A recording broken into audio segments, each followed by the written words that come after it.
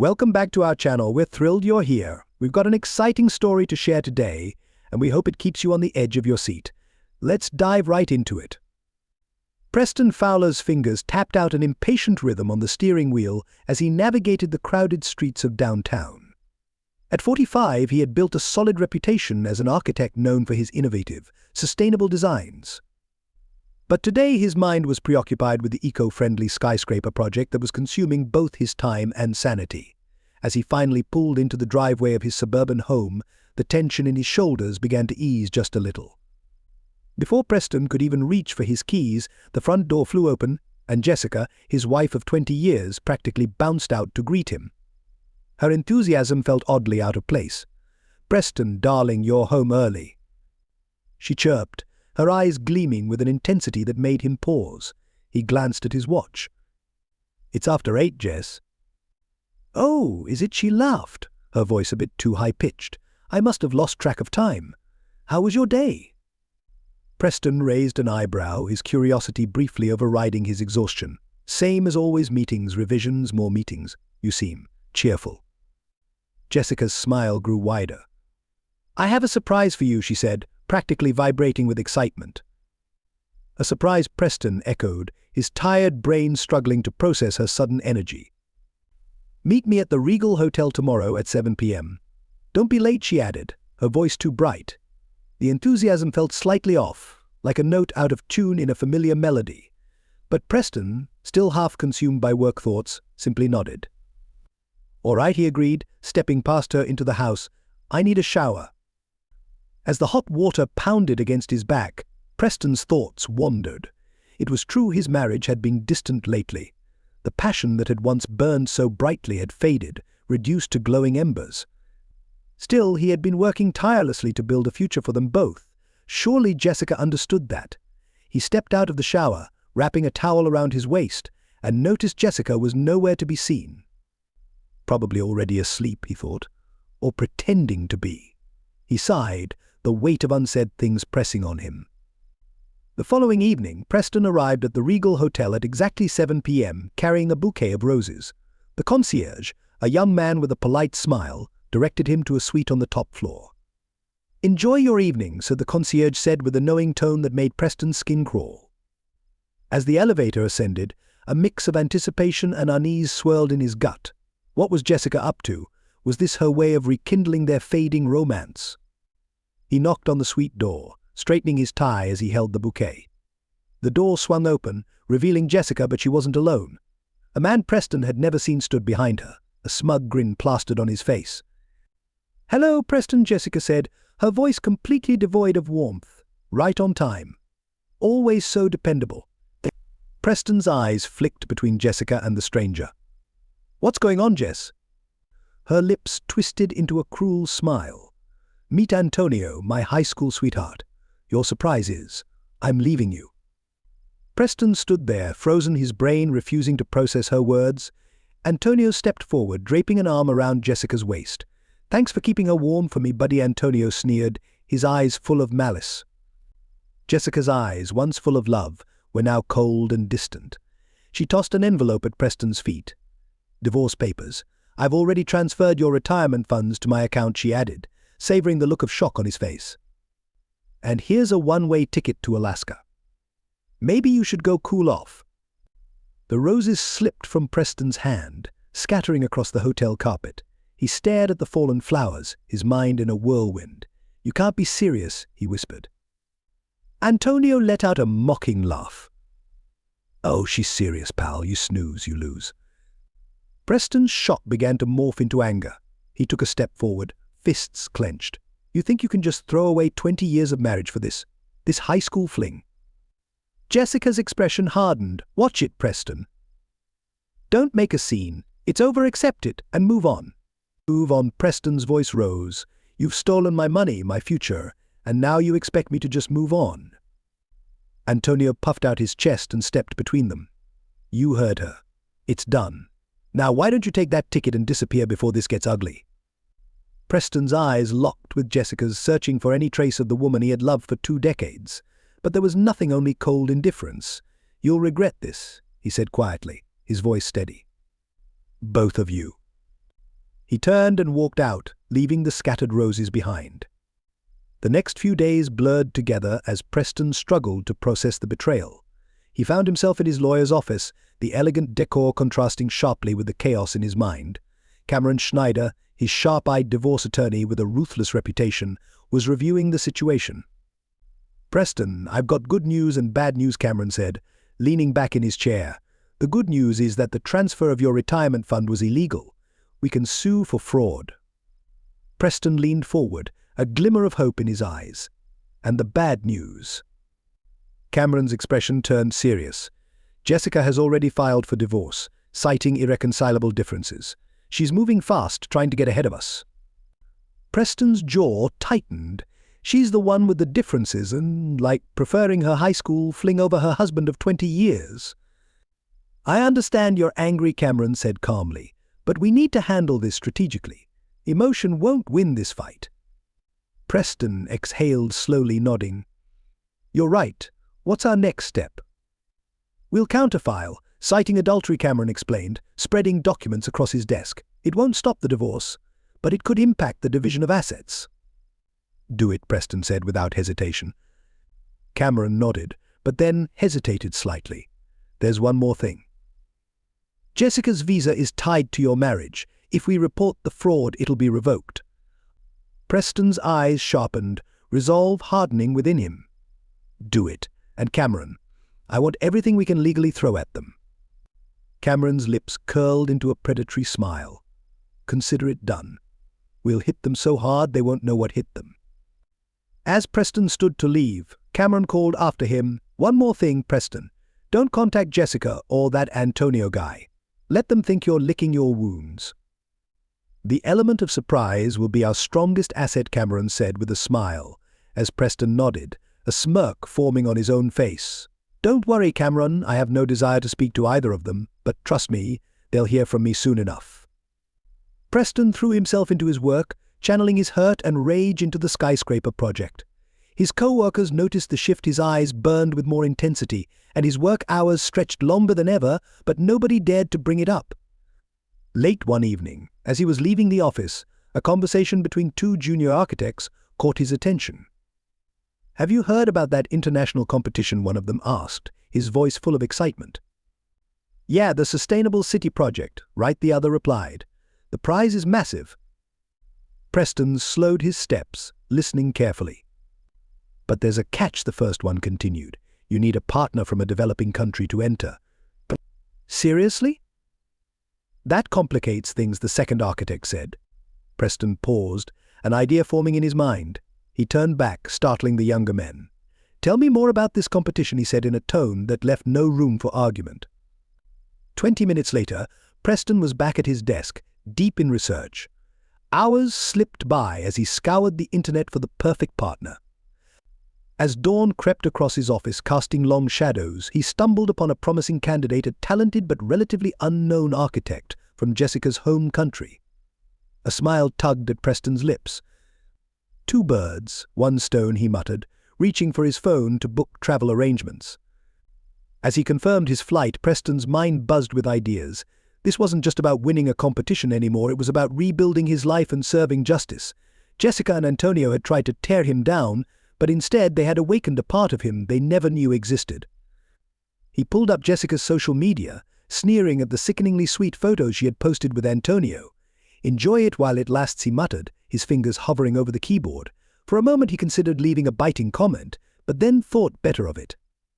He closed the browser and opened his email. Instead, he had work to do and plans to set in motion. Jessica and Antonio thought they had won, that they had left him crushed and defeated. They couldn't have been more wrong. Preston Fowler, the mild-mannered architect, was gone. In his place stood a man intent not just on surviving but on thriving and on making those who betrayed him pay for their mistakes. As the first rays of sunlight filtered through the window, Preston allowed himself a brief moment of reflection. The sting of betrayal still burned deep inside, but now it fueled him, driving him forward. He had trusted too easily, loved too blindly, but never again. Picking up his phone, he dialed Cameron. It was early, but Preston knew his lawyer would be awake. "Cameron, it's Preston. I need you to handle something for me." The stale air inside the airplane did little to clear Preston's mind as he landed in Jessica's home country. The 14-hour flight had given him plenty of time to stew in his anger and map out his next moves. As he stepped off the plane, he straightened his tie and clenched his jaw. This wasn't just a business trip, this was war. Waiting at the arrival's gate was Morn, the local architect he had chosen as his competition partner. She was younger than Preston had expected, likely in her early 30s, with sharp eyes that seemed to absorb everything at once. "Mr. Fowler," she asked, extending a hand. Her grip was firm and professional. "Call me Preston," he replied, shaking her hand. "Thank you for meeting on such short notice, Morn." But they made their way to a nearby cafe, the bustling sounds of the airport fading into the background as they sat down with their coffee. Morn wasted no time getting to the point. "Your email was intriguing," she said, studying Preston closely. "But I have to ask, why me? You're already successful. You could partner with anyone for this competition." Preston took a sip of his coffee, buying himself a moment to gather his thoughts. He had expected this question and knew he had to strike a balance between honesty and strategy. "Your designs are revolutionary," he said, meeting her gaze. "I've been following your work for some time now. The way you incorporate local materials and traditional techniques into modern, sustainable architecture, it's exactly what this competition is looking for." Morn raised an eyebrow, unimpressed. "Flattery won't get you anywhere, Mr. Fowler. What's the real reason?" Preston's lips twitched into a small smile. He appreciated her straightforwardness. "All right, cards on the table. I'm going through a tough personal time. My wife left me and tried to drain my accounts. I need this win, both for my career and my personal life. And I believe that together we can not only win, but redefine sustainable architecture." Morn considered his words, her face giving nothing away. After a long silence, she finally spoke. "And what do I gain from this? Besides a shot at a prize that isn't guaranteed." Exposure, Preston replied without hesitation. "Win or lose, you'll be working with one of the top firms in sustainable design. It's a foot in the door to an industry that, let's be honest, isn't exactly welcoming to women, especially in this region." Morn's eyes narrowed, but Preston saw the flicker of interest. "You've done your homework," she said. Preston nodded. "I believe in being prepared. So, what do you say, partners?" Morn remained silent, her fingers tapping a rhythmic beat on the table. After a long pause, she extended her hand. "Partners," she agreed, "but I'll warn you now, Mr. Fowler, I don't tolerate manipulation. If I sense any funny business, I'm out." Preston shook her hand, a genuine smile crossing his face for the first time in weeks. "Understood. And please, it's Preston. We're partners now." As they left the cafe and stepped into the humid city air, Preston felt a weight lift from his shoulders. The first piece of his plan was in place. Jessica and Antonio might believe they had broken him, but they had no idea what was headed their way. Meanwhile, across the ocean, Jessica and Antonio were living carefree, unaware of the storm brewing. They had moved into a lavish penthouse paid for with Preston's stolen retirement funds. Jessica lay by the rooftop pool, sipping champagne, while Antonio massaged her shoulders. "You know," Antonio said, working out a knot in her neck. "I could definitely get used to this," Jessica laughed, her voice echoing across the empty rooftop. "But, well, you better, babe. We've got more than enough to go around," Antonio replied, his hands momentarily pausing. "But about that, how long do you think it'll be before the money transfer is noticed?" Jessica waved her hand dismissively. "Please, Preston's probably crying over his blueprints right now. By the time he catches on, if he even does, we'll be long gone," she turned, pulling Antonio in for a kiss. "Now stop worrying and pour me another drink. We've got a lot of lost time to make up for." As their glasses clinked, neither noticed the gathering storm clouds on the horizon. The storm was coming, whether they were ready or not. Preston hunched over his drafting table, his pen moving quickly across the paper. Opposite him, Morn was engrossed in her work, her computer screen displaying intricate 3D models. They had been working non-stop for weeks, and the design for their self-sustaining city was finally taking shape before their eyes. "What if we integrate vertical farming here?" Morn suggested, pointing to a section of the model. "It would boost food production and add a distinct visual appeal." Preston nodded, sketching the idea quickly. "Brilliant.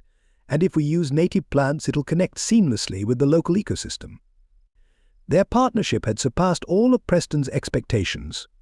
Morn's innovative concepts blended perfectly with his technical skill. As their design gained attention in the competition, Preston felt a surge of satisfaction. This wasn't just a professional victory, it was the first step in his plan for revenge. But even as he buried himself in the project, Preston hadn't forgotten Jessica. In his spare moments, he discreetly gathered information about her past in her home country, filing away every piece of intel. It was ammunition for the battle ahead. His phone buzzed, and Cameron's name flashed across the screen. Preston excused himself, stepping out onto the balcony of their rented workspace. "Cameron, what's the news?" Preston asked, his voice low. His lawyer's voice crackled through the line. "The fraud case is airtight, Preston. We've got her dead to rights on the retirement fund transfer. But there's more. We're pushing for an annulment based on Jessica's infidelity." Preston's grip tightened on the phone. "Excellent. But I hear her but coming." Cameron sighed. "There is a catch. She's trying to claim half of your business assets. She's arguing that she supported you while you built the company and is entitled to a share." Preston's eyes narrowed, his free hand balling into a fist. "Not for long, she's not." "What are you planning?" Preston Cameron asked, concern lacing his voice. "Don't worry about it," Preston replied coldly. "Just keep up the legal pressure. I'll handle the rest." He hung up, his mind already racing. Jessica thought she could take half of his company. She had no idea what was coming. In the days that followed, Preston made a series of calculated moves. He restructured his company, transferring assets into protected trusts and offshore accounts. It was all perfectly legal, though ethically questionable, but Preston was long past caring about ethics.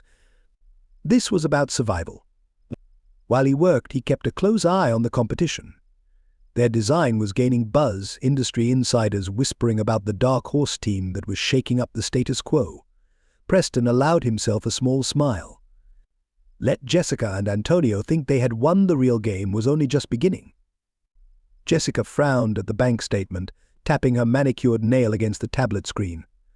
"Antonio," she called, her voice sharp, "come look at this." Antonio sauntered in from the bedroom, still buttoning up his silk shirt. "What's up, babe?" "The money," Jessica said, thrusting the tablet at him. "It's not all there." Antonio furrowed his brow, staring at the numbers. "What do you mean? Did you spend more than you thought?" Jessica shot him a glare. "Don't be an idiot. I know exactly what I've spent. This is something else." She began pacing, her mind racing. "It's Preston. It has to be.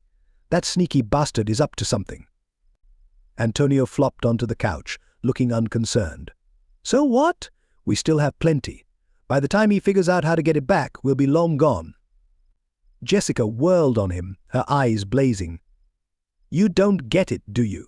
This isn't just about the money, it's about winning. I will not let that pathetic excuse of a man beat me." She grabbed her phone, furiously typing out a message. "What are you planning?" Antonio asked, a hint of nervousness creeping into his voice. Jessica's lips curled into a wicked smile. Preston's always been so proud of his precious skyscraper project. What if something went wrong? In the days that followed, Jessica and Antonio launched their counterattack. They spread rumors about structural problems with Preston's eco-friendly skyscraper, whispering to investors and city officials about potential safety issues. But Preston was one step ahead. He had anticipated their move and prepared for it since the moment Jessica betrayed him. Every phase of the project had been meticulously documented, with every safety measure triple-checked and verified by independent experts. When the rumors hit a fever pitch, Preston held a press conference. He calmly presented blueprints, safety reports, and material analyses, leaving no room for doubt. The attempted sabotage backfired, badly damaging Jessica and Antonio's credibility instead. As Preston wrapped up the press conference, effortlessly handling reporters' questions, his phone buzzed. It was a message from Morn. "Saw the news, nice job. But the competition deadline's coming up. Let's get back to work." Preston allowed himself a small smile as he replied, "On my way. Let's show them what real innovation looks like." Across town, Jessica hurled her phone against the wall, watching with satisfaction as it shattered. That bastard. How is he always one step ahead? Antonio, lounging on the couch, barely glanced up from his magazine. "Maybe it's time to cut our losses, babe? We've still got enough." "Enough," Jessica shrieked. her voice rising. "It's not about having enough, it's about winning. I will not let Preston win." She stormed over to the liquor cabinet and poured herself a hefty glass of scotch. As she sipped her drink, Jessica's mind raced. The money was depleting faster than she had anticipated, and Preston was outmaneuvering her at every turn. She needed to move quickly. "We need to speed up the divorce proceedings," she muttered to herself, barely aware that Antonio was in the room. Antonio finally glanced up, a flicker of concern in his eyes. "Jess, maybe we should." "Shut up," Jessica snapped, cutting him off. "I'm not asking for your opinion. Just do what I say. Got it?" Antonio nodded meekly. Jessica turned back toward the window, her gaze fixed on the city skyline. Somewhere out there, Preston was planning his next move, but she would be damned if she let him win. This fight was far from over. The auditorium buzzed with anticipation. Architects, investors, and media from around the globe had gathered for the final presentations of the International Sustainable City Design Competition. Preston stood backstage, his heart racing. Months of hard work, sleepless nights, and meticulous planning had led to this moment. Morn approached him, her face calm but determined. "Ready?" she asked. Preston nodded, straightening his tie. "Born ready." As they waited for their turn, Preston scanned the audience. His breath caught when he spotted two familiar faces. Jessica and Antonio were seated near the back, whispering to each other, smirking. They had come to gloat, expecting him to fail. "Looks like we have some uninvited guests," Morn muttered, following Preston's gaze. Preston's jaw tightened. "Good. Let them watch." Next up, presenting their design for a self-sustaining urban ecosystem, Preston Fowler and Morn Kigali, the announcer's voice echoed across the room. As they stepped onto the stage, Preston briefly locked eyes with Jessica. Her smug smile only fueled his resolve. Turning to the judges, his voice steady and confident, he began the presentation. "Ladies and gentlemen, what you are about to witness isn't just a city, it's a living, breathing ecosystem that will revolutionize urban life." For the next 30 minutes, Preston and Morn walked the audience through their vision. They showcased vertical farms integrated into residential towers, a revolutionary waste management system that transformed garbage into energy, and networks of green spaces that served both recreational and environmental purposes. As Morn explained the cultural aspects of their design, Preston glanced at Jessica and Antonio. Their smug expressions had faded, replaced by growing unease. The judges peppered them with questions, but Preston and Morn were ready. They answered every inquiry with precision, elaborating on the finer details of their design. When they finished, the auditorium erupted in applause. Preston allowed himself a small smile. They had nailed it. Hours later, after all the presentations had concluded, the judges returned to announce the winner. The head judge stepped forward. "After careful deliberation, we are pleased to announce that the winner of this year's International Sustainable City Design Competition is Preston Fowler and Morn Kigali." The room exploded with cheers. Preston and Morn embraced, grinning from ear to ear as they made their way to the stage to accept their award. As they ascended, Preston caught sight of Jessica and Antonio slipping toward the exit, their faces twisted with anger and disappointment. The next hour passed in a whirlwind of congratulations, interviews, and handshakes. Preston's phone buzzed with messages from colleagues and potential clients. This win was more than just personal triumph, it was a game-changer for his career. As the crowd began to thin, Preston noticed Jessica approaching him. Her face wore a mask of fake cheer, but he could see the calculation in her eyes. "Preston, darling," she called out, her voice sickly sweet. "Congratulations on your win. I always knew you had it in you." Preston turned to face her, his expression cold. "Save it, Jessica. We both know you came here hoping I'd fail." Jessica's smile faltered. "That's not fair." "What?" Preston interrupted. "You thought you'd swoop in, take credit, maybe even worm your way back into my life now that I'm successful again." He leaned in close, his voice low. "Let me make one thing clear, you mean nothing to me now. Nothing but a mistake I'm in the process of erasing." Jessica's face contorted with fury. "You bastard, you think you've won? This isn't over?" Preston smiled a cold, ruthless smile that made Jessica take a step back. "Oh, it's far from over, but trust me, you're not going to like how it ends." He turned his back on her, rejoining Morn and a group of investors who were eagerly discussing future projects. As he engaged in conversation, Preston could feel Jessica's furious glare on his back, but for the first time since her betrayal, he felt nothing but satisfaction. The tables had turned, and Jessica was about to learn just how badly she had miscalculated. The courthouse loomed ahead, a symbol of justice, and the stage for Preston's final act of retribution.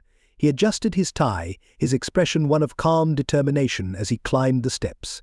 Inside, Cameron waited, a briefcase in hand. "Ready for this?" the lawyer asked, his eyes gleaming. Preston nodded. "More than ready. Let's finish this." They stepped into the courtroom, the heavy wooden doors closing behind them. Jessica and Antonio were already seated, huddled with their lawyer. Jessica shot Preston a venomous look, but he ignored her, focused solely on the task at hand. The judge entered, and the room fell silent. "We are here today in the matter of Fowler v.S. Fowler," she announced, her voice echoing through the quiet courtroom. "Mr. Schneider, you may present your case." Cameron rose, his presence commanding. "Your Honor, what we have here is not just a simple divorce. This is a case of betrayal, fraud, and malicious intent." For the next hour, Cameron expertly laid out the evidence. He presented photos, hotel receipts, and bank statements, proving Jessica's infidelity and her illegal transfer of Preston's retirement funds. He traced the money trail and left no stone unturned. "But Your Honor," Cameron continued, his voice rising with controlled outrage, "the defendant's actions extend beyond infidelity and theft. They actively sought to destroy my client's professional reputation." He laid out sworn statements from investors and city officials exposing Jessica and Antonio's efforts to sabotage Preston's skyscraper project. Email trails and recorded calls painted a damning picture of their malicious plot. As Cameron continued speaking, Preston watched Jessica's face. Her once smug expression had disappeared, replaced by a look of growing panic. Antonio, on the other hand, appeared as if he wished the floor would swallow him whole. "Additionally, Your Honor," Cameron said, presenting another set of documents, "we have evidence of Mrs. Fowler's past misconduct in her home country. If these actions are investigated, they could have serious repercussions for her immigration status." Jessica's head jerked up, her eyes wide with shock. She hadn't expected this, hadn't realized just how deeply Preston had delved into her past. The judge's expression grew more severe as she reviewed the evidence. When Cameron finished, she turned to Jessica's attorney. "Counselor, do you have anything to add in defense of your client?" Jessica's lawyer, visibly nervous and out of his depth, stammered through a weak defense. His arguments fell flat against the mountain of evidence Cameron had presented. After a brief recess, the judge returned to deliver her verdict. The room fell silent. In light of the overwhelming evidence, the judge began, her tone heavy with disapproval. "I rule entirely in favor of the plaintiff, Mr. Preston Fowler. The marriage is annulled on the grounds of fraud and infidelity, and all claims by Mrs. Fowler to Mr. Fowler's assets are dismissed." Preston allowed himself a slight smile as the judge continued. "Furthermore, Mrs. Fowler is ordered to repay the stolen retirement funds with interest. Given the evidence of her past indiscretions and current illegal activities, I am also recommending a full investigation into her immigration status." Jessica's face went pale. She turned to Antonio, but he was already inching away, his eyes darting toward the exit. As the judge's gavel echoed through the courtroom, Preston stood, buttoning his jacket. He glanced at Jessica, no longer seeing the woman he had loved for 2 decades, but a stranger who had tried to ruin him. "I told you this wasn't over," he whispered as he passed her. "Enjoy your trip home." Outside the courthouse, reporters clamored for a statement. Preston paused on the steps, Cameron at his side. "Mr. Fowler, how do you feel about the verdict?" one reporter called out. Preston adjusted his tie, his face composed. "Justice has been served," he replied simply. "Now, if you'll excuse me, I have a city to build." As he walked away from the chaos, a sense of relief washed over him. The betrayal that had once threatened to break him was now nothing more than a closed chapter. Ahead of him lay new challenges and triumphs, and this time he would face them on his own terms. Months passed like pages turning in a book, each filled with personal and professional victories. Preston stood atop his completed skyscraper, the wind tugging at his suit as he gazed out over the city below. The eco-friendly building stood as a testament to his vision, an architectural landmark of sustainability. The door to the roof opened, and Morn joined him. In the months since their competition win, she had become more than just a business partner. She was a friend, a confidant, and a driving force in their growing international firm. "Quite the view," Morn said, standing beside him. "Hard to believe how far we've come in such a short time." Preston nodded, a small smile playing on his lips. "It's been quite the journey." Morn leaned against the railing, her eyes sparkling. "I've got some news," she said. "I heard about Jessica and Antonio." Preston raised an eyebrow, his curiosity piqued. "Oh." "They were last seen arguing at the airport," Morn continued, a hint of satisfaction in her tone. "Apparently when the money ran out, he dumped her, left her stranded at the gate." Preston took in the information, surprised to find that he felt nothing. No satisfaction, no anger, not even pity. Just nothing. "Karma," he said quietly. Morn studied his face for a moment, then nodded, seemingly satisfied with his reaction. So she said, switching gears, "Should we talk about our next project? I have some ideas for that renewal contract in Singapore." As they dove into the details of their upcoming work, Preston's mind wandered. He thought about the man he had been just a year ago, trusting, naive, blindsided by betrayal. That man no longer existed. So he had been replaced by someone stronger, more cautious, but also more fulfilled. The betrayal had nearly destroyed him, but from the wreckage, he had built something far greater than he ever imagined: a thriving international firm, a reputation as a leader in sustainable architecture, and genuine relationships with people who valued him for his talents, not for what they could take from him. As the sun set, painting the sky in shades of orange and purple, Preston allowed himself a moment to reflect. He hadn't just survived, he had thrived. The city below, with its bustling streets and towering buildings, pulsed with endless possibilities. And he was ready to shape it, one innovative design at a time. "You know," he said, cutting into Morn's sentence about solar panel efficiency, "I think we're going to need a bigger office." Morn laughed, the sound carried away by the wind. "Dreaming big again, are we?" Preston smiled, a genuine warmth lighting up his face. "Always," he replied. "Why stop now?" As they turned to head back inside, Preston took one last look at the city skyline. The past was behind him, a closed book. Ahead lay endless possibilities, a future limited only by his imagination and will. And for the first time in a long while, Preston Fowler was excited to see what tomorrow would bring. This is where our story ends. Share your thoughts in the comments below. If you enjoyed this tale, please subscribe to our channel and click on the video you see on the screen. See you there.